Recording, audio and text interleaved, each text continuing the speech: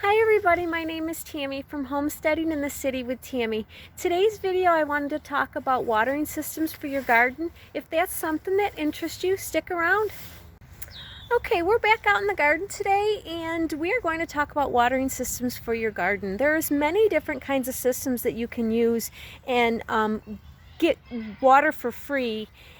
And I want to show you a couple of systems one system that I use, and then give you some ideas of some systems that you can put to place at your house to allow to be able to collect rainwater and be able to have free water to water your garden so that you don't have to pay for water if you live in the city like I do, where we have to pay for all water that comes in to our house.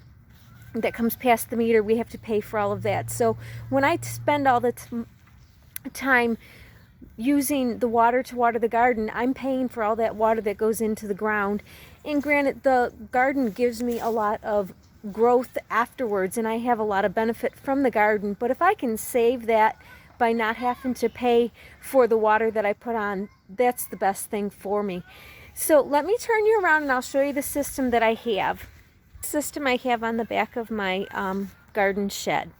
It is some 55-gallon barrels that are hooked into the downspout that are hooked together with PVC pipe, and they are hooked with a I believe it's 2-inch PVC pipe that we ended up getting, and they're screwed into one side of the 55-gallon drum. Has regular threads that you can get these couplings, these threaded couplings, and they'll thread right in, and then we just put a small piece here because it goes downhill, but not by much, because we want to be able to fill this barrel first, and then once it backs up, go in to fill the second barrel. Now these ones don't work as well because we don't get that much water off of our garden shed. So these ones are just mainly, they're hooked together and they will collect some water, but they're mainly for storage and to pump the other barrels in that we have. But on the bottom of each barrel we have a spigot that we had drilled into the bottom of the barrel so that we got quick connects, and we can quick connect our hose into that. And then my garden is right there, so it's not very far that we have to run these right over to my garden, and every one of them has a spigot on it so that we can pump water out or pump water in. The other thing that I have on the back of my garage, I have 7 barrels or 8 barrels I think it is on the back of my garage that I use to also. And that again is pumped in. It comes down out of the downspout and it goes into a cap that will fit into that same coupling, and these are gutter things that they give you. And then I just have screen in there that I use, so that just pops that out, and I can clean that screen every time after it rains, so that I can make sure that I can get all the debris, try to keep as much of the debris out of here as possible. But this all goes downhill just a little bit, so that once one's full, it'll fill to the next one. And it has been raining quite a bit, and I have 3 full barrels right now of water, and then some half ones. Now, if at the end of the season all my barrels are full of water, I will only empty them halfway. I won't throw all that water away. I will let it sit over the winter. I just want to give it room to allow it to expand so that the barrels don't break when the water inside them freezes. So some of the water is from last year's season, but it's been raining quite a bit, so we've gotten a couple of barrels of rainwater, but I have a total of 15 of these rain barrels around my garage. I have 3 on the front, and those 3 are strictly for watering the plants that I have on my front porch, my back porch, and I use just a little siphon hose that I have for that I just siphon water out with that into a bucket or into my watering can, and then I will gradually water all of my plants that are in pots that I have on the front porch.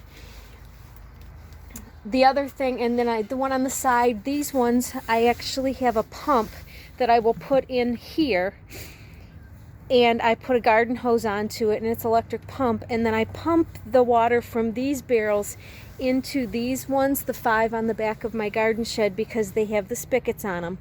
And I can just hook a hose right to here, turn this on, and then when I plug my pump in, it'll just pump and fill this full, and I don't have to worry about losing water. So these ones are like extra storage for me.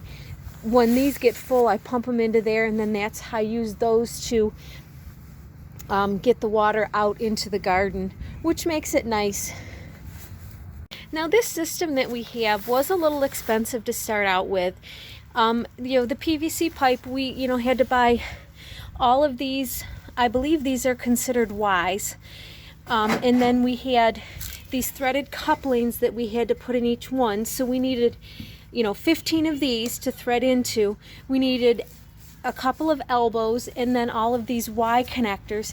And then we ended up buying a couple of 10-foot lengths of pipe to cut what we needed when we separated them out. We also needed to buy these bigger bigger funnel type things. I'm not really sure the name of them. And then of course these things that go on your gutters, we had to buy those to be able to put everything together. And it cost us a little bit of money, but it wasn't a ton of money. And some of it we glued together, and some of it we didn't. We had started gluing it together because we figured we would just leave it all together. Well, it was easier some to take apart and store. Now in the winter, I just take this off and I clip my other gutter piece that goes straight to the ground. I put that on, and I just leave my thing out here, and the gutter lays behind it and just drains down behind the back of it. And then this one here, I will end up pushing this over. It's a flexible one, and I'll put it over so that it drains into the garden, any water that comes off of that. But this one doesn't collect a lot of water because it's starting to rot. The board is starting to rot, so the gutter is not really connected to the building anymore. So this is mainly just really our storage, 5 barrels of storage that we're able to pump out when we need to get water out. But one of the things that you guys can do for, as if you're in an apartment or any place else, they have these really decorative barrels that you can put to plug into your garden, your downspouts. And they come, some of them are a couple of gallons, some of them are a gallon. They have little spigots on them. They can, you can raise them up so that they're not right at the ground level, so that when they get full. But the other thing you could do is you could just, as cheap as it is, you could just give your downspout to fill into a 5-gallon pail. Once the pail's full, you use it to water. The only thing you need to do is be able to have some place to store water in a bigger container so that you are able to store it more if you need it. Now, if you only need 5 gallons of water, if water's everything that you need, then that's fine. But in a rainstorm, on the back of my garage, in a really good rainstorm, I'll fill 4 barrels because my garage is 30 by 28. So I've got 30 feet of downspout coming to these 7 barrels here. 8 barrels, sorry. These 8 barrels here, I've got 32 feet of gutter, of roof coming to this. So on a really, really rainy day, this will fill at least 4 barrels full. And the other half of my garage has 6 barrels on it, which they're full all the time. So I'm constantly pumping those ones out so that they will collect water.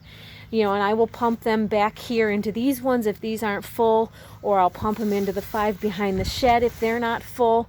But this is one of the things that we've done, and we've been doing it probably for close to 7 years, and we've really not had much issue. We haven't had to spend money on water in that long of time, and it's saved us quite a bit of money to not be able to not have to pay for water to water our garden.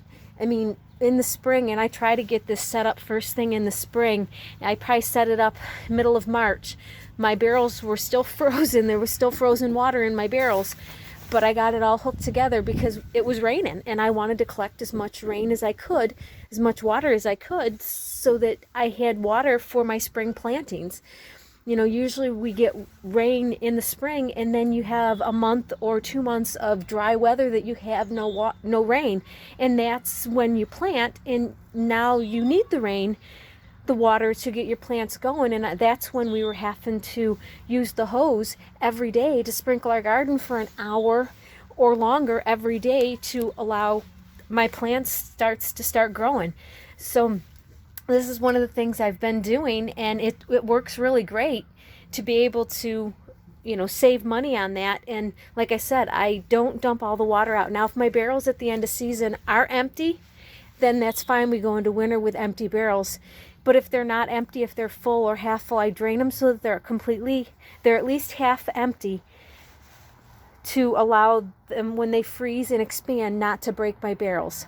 But we were able to get these barrels. I'll explain where we got these barrels. We were able to get these barrels from a food company here in our area who buys like food grade alcohol in these barrels for what they're using it for, I don't know. But they're able to sell the barrels. But they are required to wash them out 3 times, some kind of a sterilized solution, 3 times before they're able to sell them. And then they advise that we should wash them at least a couple of times with some hot soapy water to make sure that they're not, there's still not anything in them. Now, we've had these barrels for, like I said, 7 years, so we know there's nothing in them now. We've put a lot of water through these barrels and pumped a lot of water out and everything. So we're okay with that. But, you know, first couple of years, I mean, it was, you know, we just wanted to make sure that we weren't putting anything on the garden that was going to make us sick or anything, you know, or that was going to kill our vegetables. But, you know, we got a really good deal on these 15 barrels that we have. And when we started out, we only had the 2 blue ones that are on the back of my garden shed, and we had those for probably 4 years that we would collect rainwater there.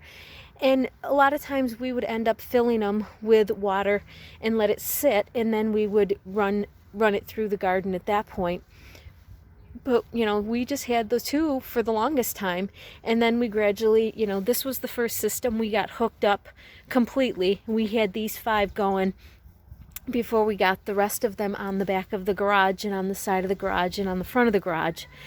But this was something that, you know, it took time to do, and yes, it takes a little bit of money to do.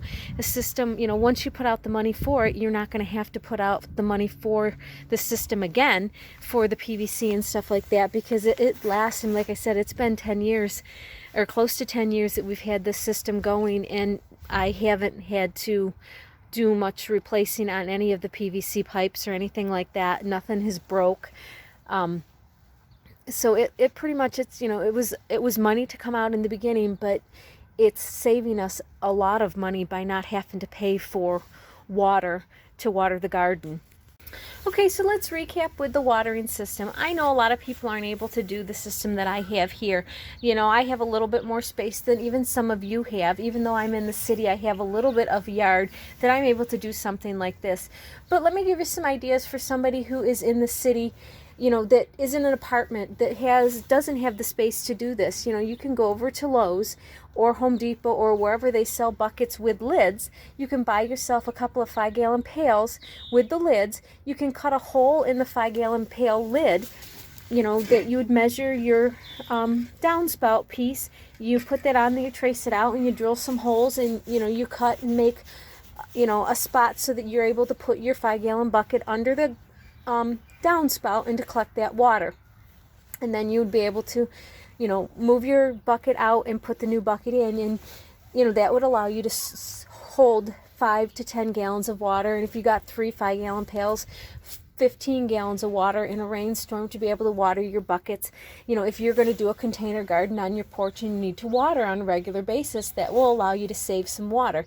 You just pull the bucket out and be able to you know, swap buckets That way it makes it easier. You know, to make them look pretty, you can get plastic paint. You can spray paint the bucket, you know, and put some designs on it and something so that it's not, doesn't say blue Lowe's bucket or an orange Home Depot bucket or whatever. You know, you can paint them and make them look pretty for the front of your house. They have a number of decorative pots out there and buckets that you can do for drain things that look really nice on the front of your house. And a lot of them even have some drain spouts already in them, and they give you the kit on how to hook it into your gutter, into your downspout and everything like that. You just have to do some searching, but if you don't, you know, if you're on a budget and, you know, don't want to spend a lot of money, that's one way. Another way is to, you know, I've told you before that I get kitty litter buckets from my friend. You know, if you have cats, save your kitty litter bucket and do the same thing with kitty litter buckets that you do with the 5-gallon pails from Lowe's and Home Depot and stuff like that. Those are things that will allow you to get, you know, to start saving, you know, and you know, once you start saving money on watering that way, then maybe you can afford to go and get that decorative pot that you really want. Or, you know, look at garage sales and estate sales and stuff like that. Sometimes there's people out there that already have those and they're getting rid of them because they don't no longer want them, or they're selling their house and they need to get rid of everything. You can find a lot of really nice stuff at garage sales and estate sales. As they say, one guy's junk is another guy's treasure. You know, there's a lot of stuff that can be found at garage sales and estate sales. So those are some place to look for it also. But, you know, I mean, until then, you can use, you know, kitty litter buckets or, you know, any kind of bucket that you have that'll hold some water. You know, it doesn't have to be a kitty litter bucket. It could, you know, be a gallon jug if that's all you can save for right now. You know, do what you can do to save money, because that's the whole point of it. This economy is not getting any better, and we have to do what we can to try to save as much money as we can. And if you want to try to have a garden where you have container garden on your back porch, but you don't want to spend all the money on watering, that's one way to try to save money on watering, is to collect the rainwater. I mean, we get a lot of rain in certain times of the year, and to be able to store and collect your rainwater is going to save you a ton of money. Well, everybody, that's all for today. I hope this video was helpful for you if you are looking to start a garden and be able to try to save some money in saving your water. I hope this was a helpful video for you. And if you like this video, please subscribe, click the notifications, and as always, I'll see you on the next one. Have a wonderful day.